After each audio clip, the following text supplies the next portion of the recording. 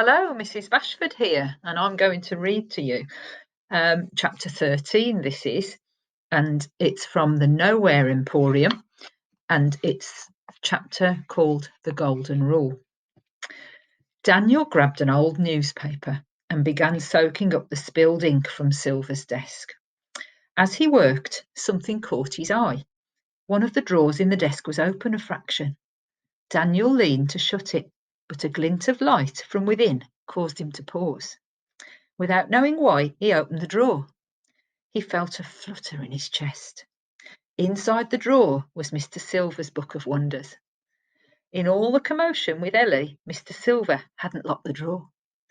Daniel stared at the book. Anticipation began to build inside him. Ever since he'd written his first wonder, something had been playing on his mind. It seemed to him that anything was possible, and that there were no limits to what the stroke of a pen could achieve inside these walls. And if that was the case, if anything was possible, then why couldn't he see his parents again? Mr. Silver's warning echoed in his mind. If by some tiny chance you ever come across the book when you're alone, I must ask that you do not write a single word in its pages without me. Daniel tried to turn away, to close the door and forget about it. But he could not shake the notion that had gripped him. His heart ached to hold the book, to write in its pages, to open a door and see his parents' faces, faces that he could barely remember. He could almost feel their arms wrapping round him. And anyway, hadn't he been creating wonders of his own for days and days, all of them perfect? Surely it wouldn't hurt to add another. A final glance at the curtain, and Daniel snatched the book from its place in the drawer. He rested it with great care on the desk and turned to a blank page. He grabbed one of Mr. Silver's fountain pens. He dipped the pen in what was left of the puddle of ink and lowered the shining nib to the page, hardly daring to wish or hope. The nib of the pen found the page, and he began to write. 10 minutes later, Daniel was sweeping through the Emporium towards his new wonder. He hurried up a narrow staircase, turned a sharp corner into a passage with a low ceiling. For a moment, he forgot to breathe.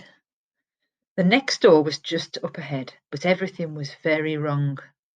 Something inside, something huge and angry, was banging and pounding on the door, straining to get out. Guttural screams filled the air as the door juddered and shook. And as terrible as all of this was, as confused and scared as it made Daniel, the worst thing of all was not the beast behind the door. Oh no, the very worst thing was that Mr. Silver stood by the new door, arms folded, thunder grey eyes glaring down the corridor. In his hands he held the Book of Wonders. What did you do? He asked. His voice was calm and low, but that unsettled Daniel more than if he'd yelled at him. The door rattled. A howl came from the creature beyond. In that moment, Daniel wished to be anywhere else, even back on the streets of Glasgow, running from Spud and his gang.